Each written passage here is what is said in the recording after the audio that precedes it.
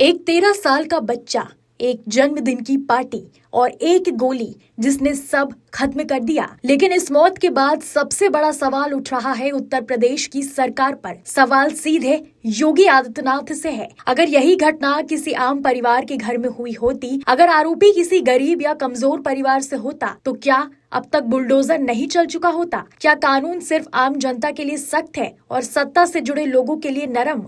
13 साल के उनास खान की मौत ने अब सीधे सवाल खड़े कर दिए हैं भारतीय जनता पार्टी की सरकार पर। आखिर क्या है पूरा मामला, अब तक जांच में क्या हुआ है और क्यों उठ रहे हैं न्याय पर सवाल? आइए आपको बताते हैं पूरी कहानी।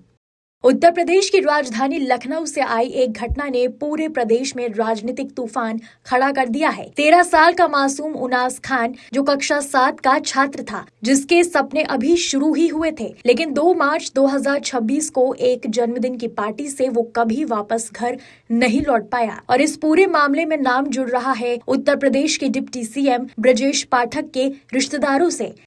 2 मार्च की शाम, जगह सरोजनी नगर के बेहसा गांव के पास, यहाँ रहने वाला 13 साल का छात्र उनास खान अपने दोस्त के जन्मदिन की पार्टी में गया था। ये पार्टी बताई जा रही है संजीव त्रिपाठी के बेटे की। बताया जाता है कि संजीव त्रिपाठी डिप्टी सीएम ब्रजेश पाठक के साले हैं। पार्टी चल रही थी, बच्चे खेल रहे थे, लेकिन कुछ ही देर बाद वहाँ एक गोली चलती है और वो गोली सीधे उनास खान के माथे में जा लगती है। गोली लगने के बाद मौके पर अफरा तफरी मच जाती है। घायल हालत में उसे अस्पताल ले जाया जाता है, लेकिन डॉक्टर्स की तमाम कोशिशों के बावजूद 13 साल के उस मासूम को बचाया नहीं जा सका। उसकी मौत हो गई। उनास खान के पिता जमीर खान, जो एक इलेक्ट्रॉनिक्स की दुकान चलाते हैं, उन्होंने इस घटना को सिर्फ हादसा मानने से इनकार कर दिया है। उनका आरोप है उनके बेटे को पकड़कर गोली मारी गई। उन्होंने ये भी सवाल उठाया कि अगर यही घटना किसी और परिवार के साथ हुई होती तो अब तक बुलडोजर चल चुका होता। उनका कहना है न्याय सबके लिए बराबर होना चाहिए। मामले के सामने आने के बाद पुलिस ने केस दर्ज किया। एफआईआर में नाम शामिल है संजीव त्रिपाठी, उनकी पत्नी, एक नाबालिग लड़का, 2 अन्य लड़के और ड्राइवर। पुलिस ने मामला दर्ज किया है। भारतीय न्याय संहिता सेक्शन 103 के तहत नाबालिग आरोपी को जुवेनाइल होम भेज दिया गया है।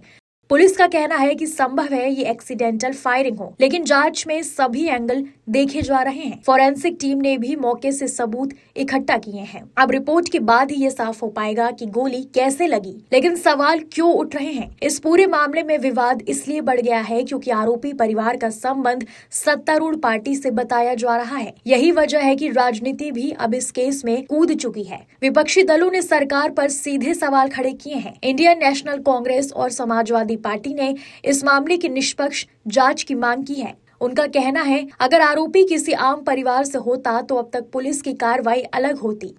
अब सबसे बड़ा सवाल योगी आदित्यनाथ से पूछा जा रहा है, क्या कानून सबके लिए बराबर है? क्या सत्ता से जुड़े लोगों पर भी सख्त कार्रवाई होगी? क्या इस केस की जांच पूरी तरह निष्पक्ष होगी? घटना के बाद सोशल मीडिया पर भी गुस्सा फूट पड़ा। लोग पूछ रहे हैं क्या एक बच्चे की मौत भी राजनीति में दब जाएगी? क्या न्याय मिलेगा या फिर ये मामला भी धीरे धीरे ठंडा कर दिया जाएगा? सबसे बड़े सवाल, इस पूरे मामले में 3 सबसे बड़े सवाल है। कार में पिस्टल क्यों रखी थी? बच्चों के हाथ तक हथियार कैसे पहुंचा? गोली सच में गलती से चली या जानबूझकर? उनास खान का परिवार सिर्फ एक मांग कर रहा है, निष्पक्ष जांच और न्याय। उनका कहना है कि जो भी दोषी हो उसे सख्त से सख्त सजा मिलनी चाहिए। 13 साल का एक मासूम, जिसकी जिंदगी अभी शुरू ही हुई थी, आज वो इस दुनिया में नहीं है, लेकिन उसके साथ क्या हुआ ये सवाल अभी भी बाकी है। क्या ये सच में हादसा था या फिर सच्चाई कुछ और है? और सबसे बड़ा सवाल, क्या न्याय सच में मिलेगा?